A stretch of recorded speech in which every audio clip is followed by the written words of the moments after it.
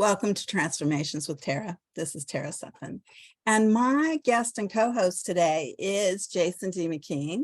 He is the voice of over 1 million recordings throughout the world. And he has all these books now. They are just so great. He is the tarot wizard. So if you want to learn tarot, you need to go to Jason. Really fun. Yes. And Thank you. Thank you for that, Tara. Jason, it's just so great to have time with you. You know, we don't get that much time together, so it's really nice when we get even Zoom time. That's right. Welcome to Transformations with Tara and to Jason too. And today we're going to be talking about the joy of writing. And we have been having a lot of writing over the years. I mean, you know, I do a lot of articles and stuff, but I finally pushed myself to get Soul Writers done. And so Soul Writers is now on the bookshelves and Amazon. You can just order it, you know. Hey, Jason. Right. Yeah. So, yeah. So, and then nice hardcover version. Yeah, you have the hardcover version. Soul Writers. Nice. It's a thick book. It's a very thick book, and it's very funny because I took like a third of it out. And I thought, oh, you know, I just need to, you know, I don't know if this goes with the book as much. It's kind of another book. And so I've started to write that book, but I've just, you know, I have this book. And it's like, oh my gosh. You know, I didn't realize it was going to be 409 pages. Yeah. Yeah, but with a lot of great photos in it, you know, photos that, you know, they aren't like ones that just everyone has seen already. Yeah. Who's been part of, you know, the Sutphen story, you know, over the last 40 years or so.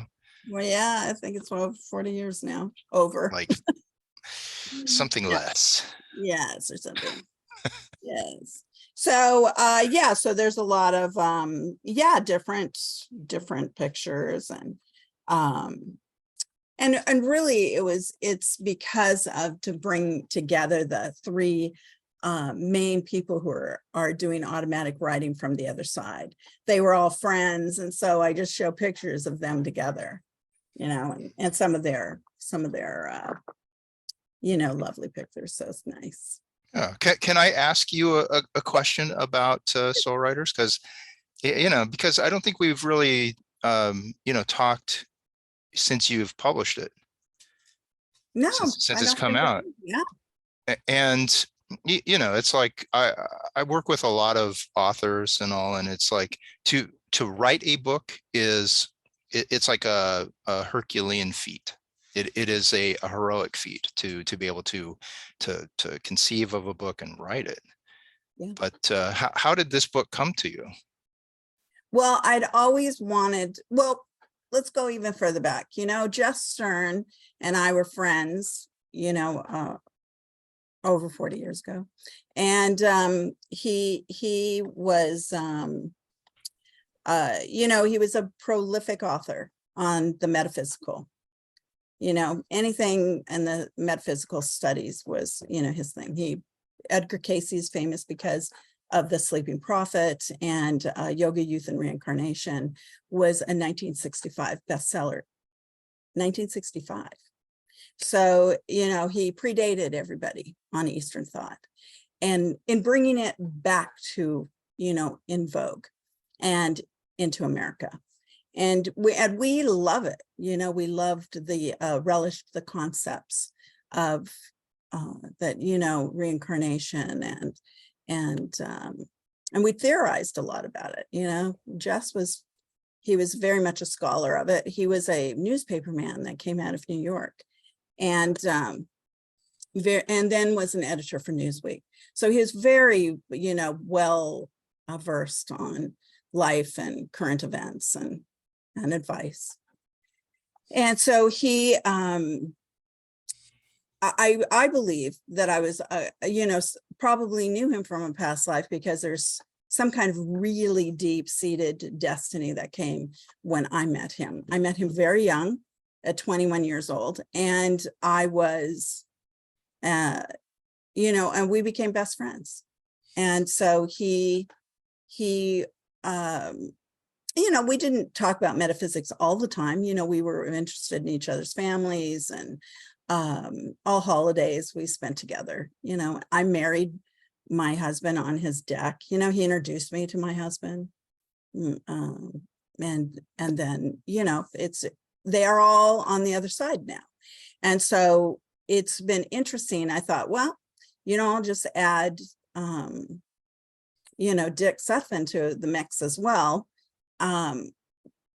because I was already doing a lot of automatic writing over the years with Jess Stern. And so then Patrick came along, you know, he crossed over, which was very sad for us all. You know, we loved the Irish Seer. He was so much fun for all of us, and Yes, he was a great friend. Yeah. And he married Jason and Sue. And, you know, I was just talking to another couple where he married them, and we were, you know, we just reminiscing about how wonderful Patrick was. And so it's been nice to be able to, for the last few years, you know, just writing down all these questions and then having them answer them. And that's been the thing, is you know, setting them up to answer them. And so we, you know, it's just like on the automatic writing that I used to do all the time with Abenda, with all the letter writers, you know, we have a set plan. And since I had the near-death experiences, it's really easy for me to go to the other side to say, okay, hey, let's have a meeting here, we're going to write. So that's what we've done. And that's where all these questions, there's 87 questions. And so, you know, I know that there are more questions, and you guys can all write to me about them so that we can actually, you know, they can answer more, because You could do a volume 2. Well, that, and then I have other people who come to me, other great prolific writers who want to write with me too. It's like they're not yet done with even writing yet. They want to write still. And it's like, oh, Tiffany, I died. Let's write a book, you know? So it's been really fun, actually. With those 3. Yeah, those three. Smith, Dick Sutphen, right? It's like Yeah, the S's. Yeah. you knew them. They could start a band, you know, like Crosby, Stills, Nash and Young. Right. With how they, like, how you, like, were they all willing subjects, as far as, like, did you say, you know, hey, you want to, like, you know, answer some questions, or were they like saying, I want to answer some questions, I want to communicate? Yeah, well, Jess has always wanted me to do a lot of the communicating. And so, you know, it's just like, why, what am I waiting for? But, you know, we waited to this time, because time on the other side is very different than our gravity time. So, you know, they don't have it. It's not that pressing. So, well, and then, you know, and with Jess, it would have been great. Just, you know, Jess and I'm sure Jess would have, you know, been able to answer so many things just on his own, but it just made it kind of, I felt more fun at that point to bring in Patrick, and then Richard died. And so Jess was always a willing subject. Patrick, I asked him, but, you know, he wasn't a writer. You know, the other two are prolific writers from in this world, our world. And so they still have that skill. So them writing, I don't have to clear their mistakes. I never read a lot of their stuff as we were going along, you know, it was later. I've never really had to edit any of them, except for Patrick. I had to, you know, I tell those guys, you know, like, help him get up to speed, get up to speed with writing. Yeah. With the tone of it. And so he did. By the end of the book, he was really, he can really tell a story much more coherently, you know, as far as the punctuation and their sentence structure and that sort of thing, and following the thought, you know, because you have to have sometimes a starting, a middle, and an end for the thought. And I'm not conscious through it. I'm, you know, usually letting them do their own thing. So You're just that open conduit, just I'm an letting open the conduit. information just flow through you. Yes. Yeah, I mean, what's fascinating, you know, about the book is that, you know, because I knew all of these people, these three writers intimately as well, Okay. that it's like their voice comes through strong, you know, and it's the quality of information that comes through is also, you know, very, very unique. Right. Well, I mean, even Sheila, you know, Sheila Sutphen Shea, she said the other day, my God, it's it's Dick's voice. Oh my God. Oh my God. I mean, you know, this is him. And it was just like, and she knew him well because she was married in the family for many, many years, you know. So it's like, yeah, just let them write. And they're still the same. But but with him, we, you know, we tell it in the book because he and I were not on the best of terms when you know, we started writing. And so they wanted him, and it was just like, oh God, do we have to have him? But, you know, and now that the book is done, he added so much to the book. But, you know, and you know, our marriage was really fantastic when it was happening, you know, I mean, would never put down the marriage part of it, but the aftermath was not so great. And you know, so it's been a process to work with him, and he's been very happy about it. I mean, you know, because he lived to work anyway, so he just, yeah, you know, let me in, let me do it, let me help. You know, it gave him like a lot of purpose on the other side. And maybe it was always destined, I don't know, but I think it was a choice for him to add him. So, you know, he added a lot too. They all Yeah. added. It was a good process. There's a joke with family friends, you know, where we're all on vacation and we're having fun in the pool, and Richard is sitting in a lounge chair reading the Wall Street Journal. You know, I mean, he was always, yeah, always working. Yeah. Oh yeah, he used to be. Yeah, it wasn't really a joke for me. It was just like, hey, have some fun or else. Yeah. So anyway, yeah. So what are some of the themes that that you and you wrote most of the questions to ask them, or I did, you know, did they offer some questions too? No, it's me more racking my brain of what would we all like to know? You know, what would we like to know? You know, like I can read you some of the questions. I'll read you some of the questions in the front. Yeah. You know, where it got to be the questions. Do you see us clearly on Earth? How do you feel not living on Earth? The light and dark side of human nature. The quest. What is the search? Regarding so that first question is fascinating, right? Because it's like, yes, we want our loved ones to be like connected and all that, but do we want them like watching us in our private moments too? You know, right? So what's the answer, or do we have to buy the book to find out? What's that? Which one? For, you know, do they see us clearly? Okay, well, let's read that one.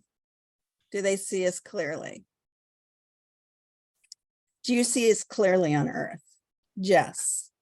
We are on the same vibrational atmosphere still. As the radio's dial, I have switched to another station. I can sense you more as there is an anti-gravity factor that is lifted. My memory is keen and intact from when I was born as Jeff Stern.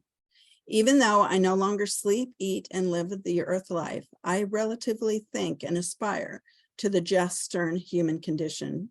emotion, and intellect. It doesn't go away. It becomes an added feature to my long lineage of knowledge and experiences. So what happens in my radio signals, get clearer than anyone I know. Let's see. So what happens is my radio signals get much clearer than anyone I know. I can tap into them. I can tell what is happening in their life, and if I feel it necessary to try to interfere. I make an effort, but it's very hard for the living and dead to speak. We must take into consideration the rate and speed of energy and not mix it with humans too much, as we might become confused. Tara, you are not perplexed here as you allow your energy to become dormant while visiting us. Your memory and most of what you know is quiescent and at rest. We are a different exosphere. So if I understand that, it's like if you're dialed in to each other's frequencies, then there's that more clear connection. If you're off, then it's like, you don't see them, they don't see you, kind of thing. Right. Well, yeah, because we're on different wavelengths. We are on different energy wavelengths. So then he goes on, sometimes souls choose Earth to give themselves a rest, but mostly to experience love, power, and believe it or not, the seasons. With Earthlings, I can only talk to people I'm connected to or have a channeling gift. When I speak to humans, besides Tara, I try and relay my plans and what I know is happening for a person. I can see their life more clearly, but I can't always get the information clearly to the person I'm talking to. And I always want to tell something that could save pain and suffering. There's many instances where we see how the effect will be. I'm very careful about how I relate information. I'm not a guardian. All humans have assigned guardians. It is their job to let you know the news if you must know. Almost no one gets to see or hear their guardians except the birth and death process. The guardians work overtime, giving you advice in dreams and holding your hand when you are scared or hurt emotionally or physically. So then he wrote, Tara and Jess are being guided. Tara and I, she was 21 when I met her. I was 64. Was this an accident? Important meetings are never by accident. She was ushered to acknowledge me by Abenda. Did she know she was being guided? I highly doubt it. Logically, what old man becomes friends with a very young woman? Tara became proficient in the psychic arts, and we are now here at this juncture. We were always meant to experiment with this work. She with a pen, me with my curiosity, guided to you, the reader. And then I interjected. I decided to ask Dick and Patrick the same questions. They don't want to go to the Byzantine house. They want to go to a recreation of my Malibu home. I say, okay, as I had a teen class in the dining room every Tuesday evening for 10 years, as I taught psychic insight and divination instruction. I tell them only this once, as we are to work at the Byzantine house from now on. Yeah, and the Byzantine house is Jess's house. And it's a big gallery. Anyway, so maybe they read about it. I don't know. As we start to write the answers to some of the questions, I ask Abenda if we should have Dick helping us out yet. And he hasn't gone through the sanctorium process where he will become spryest and one of them on the other side of the veil, even though he's been dead 6 months and has followed my team the whole time. Dick starts to make suggestions to use his earthly books, and I speak and ask Abenda if we can kick him off the project. Already, he's trying to take over. Mr. Aries never knew when to take a back seat. Dick looks at me and apologizes. Abenda is relishing that I'm argumentative with Dick instead of her. She says in a no-nonsense tone, we're keeping him. And she did. She said it really like, we're keeping him. Yeah. And he's truly sorry for all what happened. I don't say anything and go back concentrating on Jess ideas for this book and our meeting. That night on my iPhone is a notification. And it's from Trisha Wolster, and she lives in New York. And she says, "Hey, Tara, I'm dreaming and seeing my deceased twin brother who died a few weeks ago, but no verbal messages from him yet. But I got one from Dick Sutphen very clearly. He has regret and remorse. Hello in heaven from Dick. Can you tell Tara I need to apologize for losing my way? The love I have for Tara is very deep and real. My best years were spent when we were together." So it was from that fight on the other side that he felt he needed to have someone else come to apologize to me on the earth, which, you know, it just is such sweet validation, really. And so, Patrick, I see everyone pretty clearly. I take time to study their vibration pattern, and I match it like Tara taught us to vibrate at the Earth's frequency. So I did listen, Tara, and it helps me on this side to see all of you. And that's why I can create movement and what all you would call poltergeist experiences. I've been trying experiments where people need to be led to help. If they have self-destructive habits, sometimes I can move them toward treatment. They don't know why they chose it. I cross the borderlands, often to head to Earth. I like it where I land in the new realm. This place being my home on the other side. I tend to look for the border crossers here and ask what tools they use to communicate or work on Earth. So, and then there's Richard too, Dick, and then, you know, Benda, she always offers all her stuff. So that's probably enough of me reading, but anyway. So, you know, I mean, people loved this book, and some people have really cried over this book.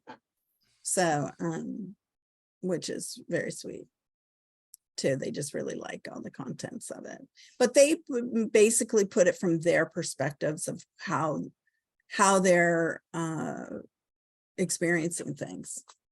Yeah. So Jess, Patrick, and Dick are all like, you know, they are at different levels in that, you know, I mean, Jess has been gone for 20 some odd years. Yeah.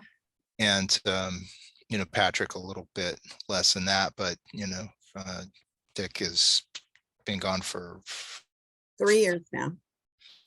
And, yeah. So I can see where, you know, their experience of it would be, you know, from their point of view, and, you know, how they put it into words too, you know, as far as, since they're like Jess and Dick are practiced writers, you know, disciplined writers. But it's still, I mean, it's fascinating. It's a really, really fascinating, you know, book, and it's well rounded in that, because they do come from having these different layers of experience. Well, it's not only the layers of experience, you know, it's a really, with the influence, you know, I realize that, you know, no one's ever done anything like this. That, you know, I mean, 3 people who they knew well in life, you know, I knew them well, 20 and 30 years, all of them. So, you know, it's a very, very, you know, and close friends and close husband, you know, close. And so, yeah, it's interesting. It is interesting to see their perspective of things on that other side. And we've been so curious, like, why not ask the questions? You know, I'm the automatic, you know, this is my 5th book of automatic writing. I mean, it's not like I haven't done automatic writing for, you know, since I was really young. Yeah, loved it. Yeah. Asking everybody else questions, but my spirit guide's always been pretty good as far as being a conduit too. Right, helping to kind of keep things focused and make sure that, you know, you're in this space where, I mean, it sounds like you're able to create a protected space, a comfortable space, you know, so that when, you know, you're in these meetings, you know, that you're able to get as much information as you can. Right. Well, and I thought it was real interesting that, you know, like they wanted to come to the table, you know, there in the Malibu table, because, you know, I had the teen class for 10 years, and that's where we sat, is at the table. But they'd bring, you know, we'd have all those chairs and have the back bay window, you know, I'd have 13, 14 teenagers in there, you know, every week. And so it was fun, you know. I just, yeah, I look back at some of that. They were fantastic. Yeah, Fantastic. one other question about the process too. Did Mm. they ever show up like together, or were they separate? Like when you were talking with them and getting information? Did they come in together or separate? Yeah. Oh no, we would always sit together, all five of us. All five of us together at this beautiful table. It was beautiful, and wood table, and it's not round, it's kind of oblong, and there is a big tapestry behind it. I have looked and looked, because there's many different tapestries like it that are in the world, but Jess has it. It's a tapestry of these hounds, and they look like you know, beautiful bird dogs. Yeah, some kind of bird, ancient bird dogs. And so they're there in the photo, and or that photo, in my mind's eye, Yeah, it's like being in that room. And it's all wood paneling, and big doors on that. And they say that Byzantine house is in the time of Constantinople, I guess. I don't know. I have to research it more. that sounds about right. I mean, Constantinople was like, I forget the years, but it was definitely you know, with the mosaics, and you know, all of the, you know, and when I was in Istanbul there at Hagia Sophia and all, which is Mhm. reading, it's like it's switched from like cathedral to mosque, you know, just over the centuries and all. Right, But right. It's been many things. incredible work inside, and also the energy too. It's like that particular place was somewhere where I felt like time had just kind of like melted away, and I was like, it could have been any time that I was Right. in. You know, it just happened to be in the 21st century. Yeah. So that's Jess's house. Yeah. So it's a beautiful house. So we go there, and go to that table and write. Yeah. Wow. Um, So when did it you was enjoy time, writing it? I mean, you know, talking about the joy of writing, did you enjoy writing it? yeah, it was great. You know, the bottom line is finding time for anything, you know, Mhm. and it was just having that quiet enough space to go into automatic writing, and yeah, just going for it. I find my process of writing is one of, you know, having these spurts of discipline Yeah. where it's like, okay, I've got time, and then you just kind of sit down, and then you just kind of Yeah. get into the groove of it, and then you get a bunch done. But it's not until the very end, that last part where everything's got to like start like taking shape and coming together. That's when it starts to get intense, and that's where there's a real drive to just like muscle through it and get it. Yeah, I mean, I've noticed some mistakes in it, like you know, I put in like a program to fix kind of some of the grammar and stuff, and some of the punctuation, and Mhm. they would, you know, they would change, they put s's here, and you know, they'd kind of mess up the whole sentence. I had to go through it, like, oh my god, I have to change everything now. Yeah, I mean, you know, it got to be things like that, but it was fine, you know. Yeah, and make sure it didn't, because I'm sure there's still stuff in there that the guys would say kind of like more of some kind of slang. Like I think Patrick said something about mini a splendor thing. That's the same, but like it would change to things, and it was like, okay, gotta go in to change that. And yeah, so it's done some of that, but I didn't get to all of it, but people, it's pretty, yeah. My agent, when I first did it, said, my God, this is the cleanest script I've ever read from. And it's like, no, we're writers. Yeah, everybody's a writer. Even them, they're writers. It's going to be clean. Yeah. Yeah, they didn't make me work too hard that way. So it is available in on paperback and hardback, right? And Kindle too? And Kindle. Yeah.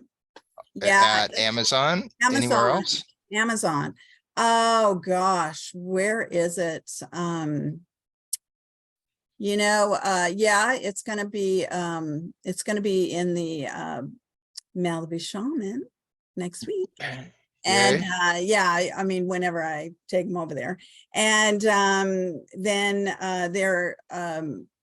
I'm in the East West bookstore. It will be in Sedona. Which one? Which East West? Yeah. So, pardon? Which is East West? East West bookstore, in Mountain View, over there. Up Northern California. Ish, California. Yeah, they're there. And then, yeah, not only am I there, but Dara the Unocow is too.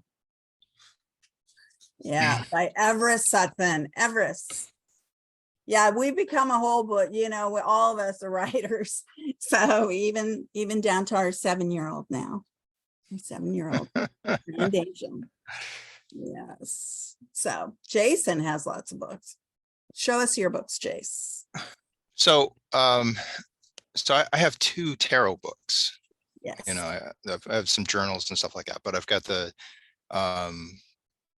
Magic Channel tarot reading with the Tarot Wizard, which is a spiritual overview of reading tarot. And then if you want to get into the weeds, if you want to start to look at every single card, then there's Tarot Circles and Cycles. Right. And both of these are available at Amazon. I mean, that's the best place to get them online.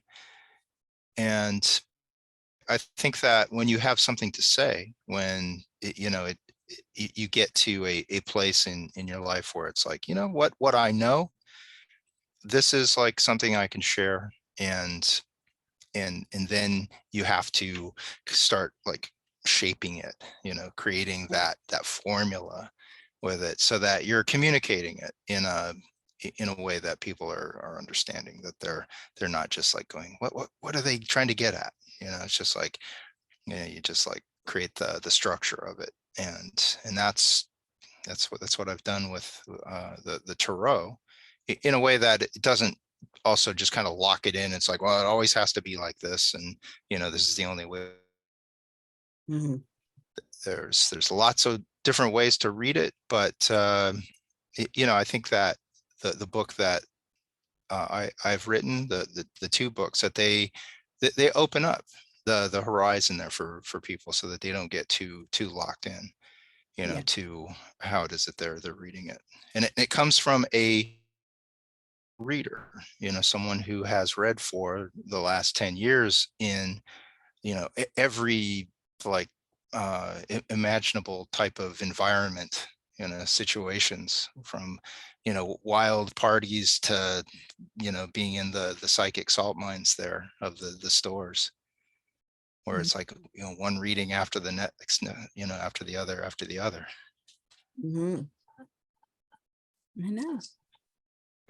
I think that's my term for it too, is the psychic salt mines. The psychic salt mines. I don't know. I've enjoyed it. I enjoy it so much. Yeah.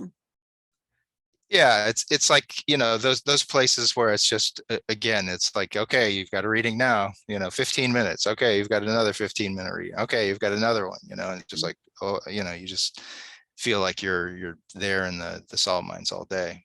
Yeah, but I Um, loved Mystic Journey when it was like that. It was like, I mean, talking to people all over the world, it was really fun.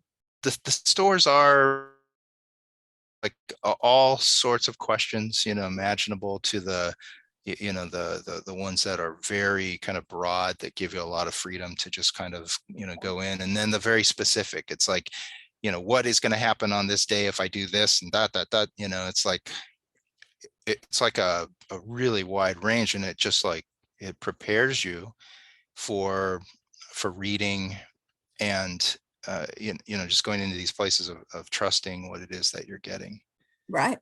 the information. I agree. I agree. Because that's what you learn. You learn really fast how accurate you are, to trust your gut, to just say it. Oh man, and just blurt it, you know. I've been doing that lately. Ooh. My sister, yeah, our sister. Anyway, they've Your been sister. coming after me. Yeah. Ooh, Tara, no. Our sister. Yeah, don't It's say like, it. is there any gossip? Yeah, come on, it's just us It's and just everyone else. No. everyone. No, she just her. When I'm accurate, you know, on the psychic stuff, just blurt Yeah. it. I have a lot of blurting. I do. Well, it's sometimes that it is just the process of where, you know, it's that information that isn't just like, it's just well thought out, and where you start just winging everything in your head about Yeah. it. It's like, what is it that is like, you know, what the truth of it is, you know. So sometimes that it feels like a truth bomb sometimes, if it's not the happiest of information, right? You know, it's like, you don't want No, to lay sometimes it's waste to not the happy. environment there, but you know, sometimes you just gotta, I mean, that's the hard part of it, is just where you're always truthful. Mm, true. And it's all in my book There you about go. again, I think that this book here, which you know, was the first book, I think it just kind of laid the foundation for why anyone would want to read Thoreau, and Right. and some things to really, you know, ponder. Good, you know, like subjects, good themes, like, you know, fate or free will. You Mm, know, if you're think that everything is locked in, and you know, there's no area of choice within someone, you know, it's like that will, it will mean, you know, a lot of, well, this is going to happen in this and this and this and this, and it's just going to, you know, get locked in. Or, you know, it's like, well, you know, if you want to change that, you know, it's like, this is your moment to do that, you know, at this time, you know. So it's like, there's some really powerful themes to you know, meditate on, to be very conscious of, you know, as a reader. that's right. Very conscious. Very conscious. I always try to be very conscious. Yeah. Because, you know, I realized that people would hold on to what I said like 20 years later. I was like, oh, yeah, they always remember.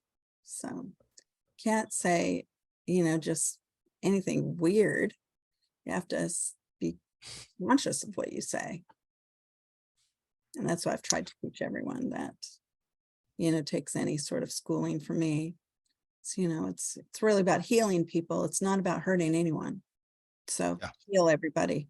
That's the number one rule. Yeah, you're healing, you're empowering, Yes. you're you know, like, in some cases, helping people reconnect to their Mm, path, yes. you know, if they feel lost. Mhm. Yeah. You know, so it's human nature. Yeah.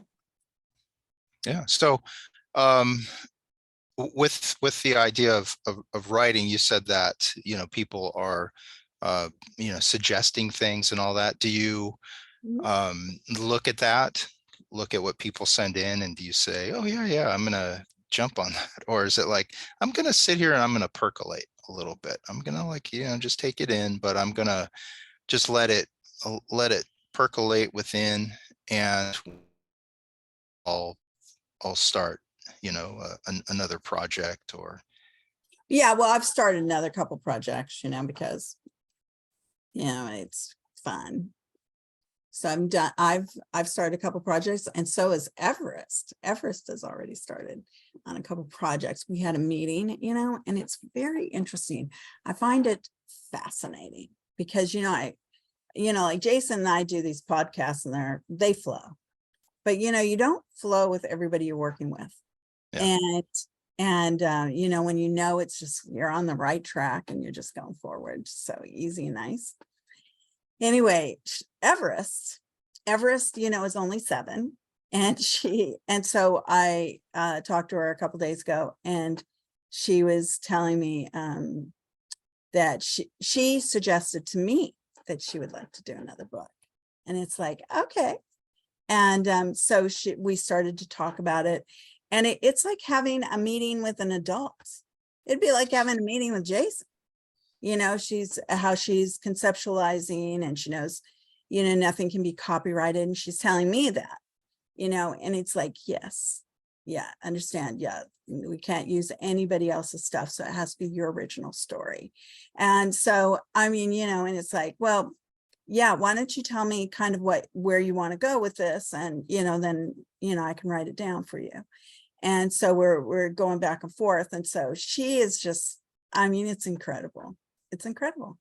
You find these people in your life, and I mean, she just happened to be related to me, but it's just that the flow of it is incredible. Yeah, just incredible. It's so important too, as a kid, Oh, to experience accomplishment too. oh yeah. Well, she really how this came about is because she's been, in my iPhone, I just put on the voice memo and we tell stories, but she began telling me a lot of stories. And so I just let her tell me stories. So she's quite the storyteller. And it comes from her experience, talking to her dad when she was little, 2 years old up, he would be reading to her on Skype, FaceTime, Messenger, anywhere. She's, like hours talking to him on the phone. So she loves to, converse about things. She's an air sign anyway, and Mhm. loves to, have ideas and talk. So, yeah, and play for hours. Yeah, that's a perfect expression then, as far as, like, Mm. taking it from, just talking about it, committing it to paper, and sharing it. Yeah. So she's in, she's all in. And yeah, it's great. Is that what I'm getting for Christmas from her this year, is a copy of her book? It's a couple books. Yeah. Yeah. I don't know. We don't know yet. Yeah. Probably from her. Yeah. No, that's great. That or a cake or cookies. She loves to make cakes. Yeah. Give them as gifts. She's a reincarnated baker as well. Well, one thing I like to tell authors too, and people who have a, a a story, or, a part of their own experience that they're wanting to share, is that through the technology of the day, it's like, it's not so difficult, to bring your words to the public. And, if one is feeling the crunch of time, like I have a client who's in his mid 90s, and is an incredible writer, and, had never published a book before. And it's like we brought it to the fore in like a couple months. you know, and it wasn't like they had to like shop for agents and, you know, like go through this whole process of acceptance and then going through an editor to change a bunch of stuff. You know, it's like it makes it something that is, you know, a fairly immediate form of you know, taking what's important to you and sharing it with others. And you know, I think that I mean, I love physical books. I think you're the same, as far as I Oh, think yeah. that you know, just like the words on a screen are a little less I get, impactful. yeah, well, it's not so that they're impactful. I like, what I find is there's so many interruptions when you're on the screen. You know, you swipe your hand this or that, or, you know, it goes away, or, you know, I like the whole physical thing about a book. It just is so much easier for me than even though I read a lot since I have really great eyesight, I can just read and read and read on my phone or on, you know, the internet or whatever. Mhm. But yeah, I've yeah, because I still have 20/20 eyesight.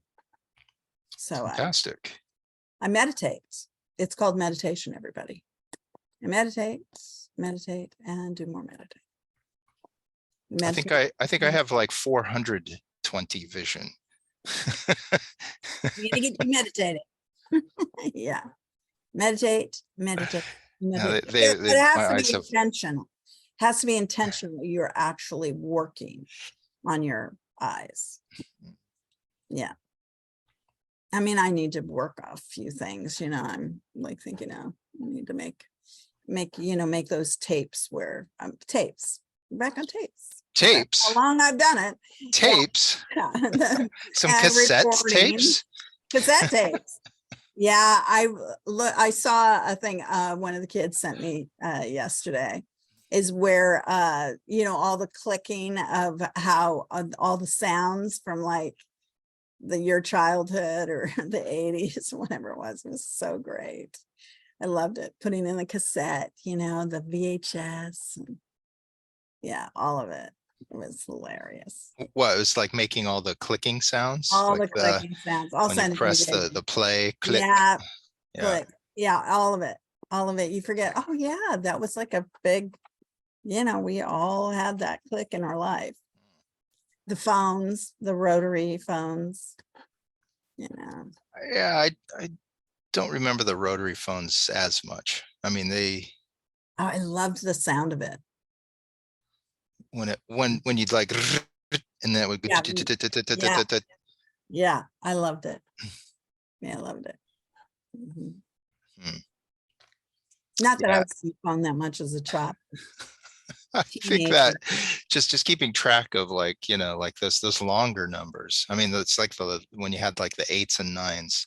Because I guess I do remember them in the 70s. It's like it would just take a much longer like process of, like, you know, like dialing those rather than like 1 1 1. It was like 9, you know. Right. It took a while.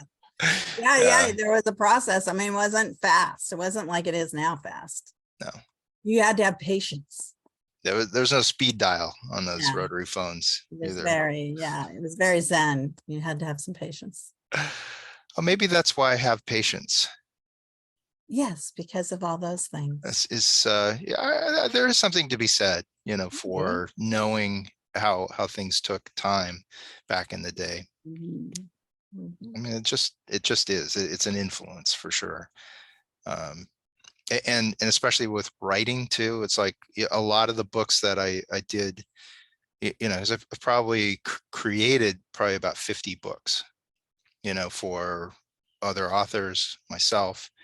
You know, it's and the first half of that was all like, it would take months to create a book. It would take months. Yeah, There was a lot of more than paste months. up It and took me layout. years.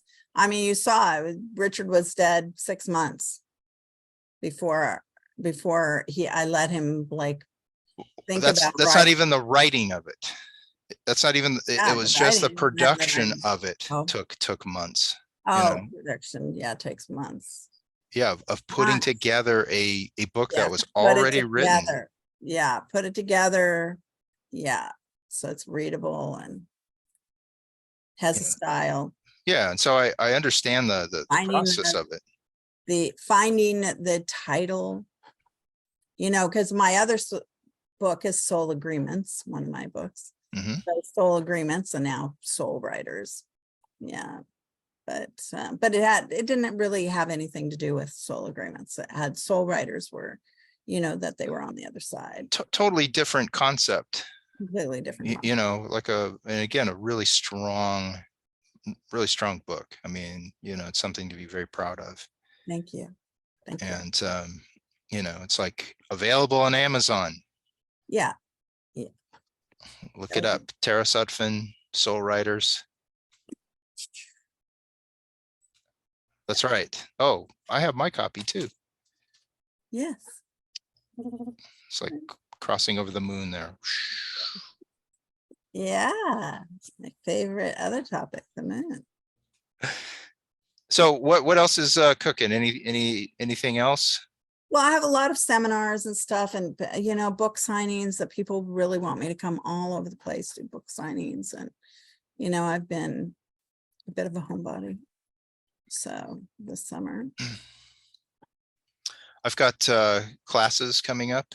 I do a monthly class at Kathmandu Boutique in Santa Monica, a monthly class at Healing Oaks Crystals in Simi Valley. And those are both coming up this week. You can go to my Facebook to see it at Jason D McKean. And then I'll be in Bakersfield on I forget what day it is. It's Saturday. I guess that's the 16th. And I'll be there. Is it the 16th or 17th? I don't know. Do you need for, what is it, a Saturday? It's the Saturday. Yeah. It's like an all day, like reading for, doing private In September? classes. Yeah.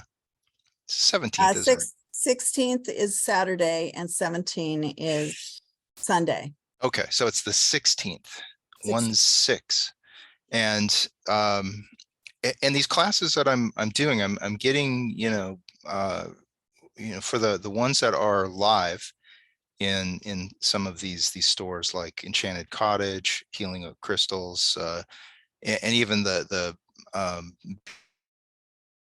Odie Studios there in Anaheim coming up in October. It's like just really, going deeper into what it is that one is reading in the cards, and in getting past like just seeing the singular in the cards and seeing how it all blends, how the energy blends and flows. And when we see movement in the cards, that's where we can see where someone is going. That's where we can get into that predictive aspect, into the divinatory aspects of the tarot, and let we can become those fortune tellers that we are naturally. Mhm. Let it come to the fore. Yes. Yeah. Let it come to the fore. Well, thank you, Jason. For Yeah, being thank you show for sharing today. your book today, from reading from it, Soul Writers. Yeah. Yep. So Wonderful. more wonderful and fun things. Yeah, well, thank you. And I hope that they have a blessed week. Yes. Yes. Thank you. Yeah. So anyway, so thank you for joining us, and you heard that there's lots of upcoming he's at these different wonderful stores, and so he'll be doing classes, and you can teach at any time, so you can call Jason for a session or me for a session too. Where can they reach you? TaraInsight.com. How do you spell insight? TARAINSIGHT.com. How about you, Grace? Well, come to Facebook here, Jason D McKean. You can see it in the screen there. If you're just listening, then JASON D as in Dumbledore, Right. McKean MCKEAN. Great. Okay. Thank you. Lots of blessings, everybody. Lots of love. Thank you, Tara. Lots of love to you.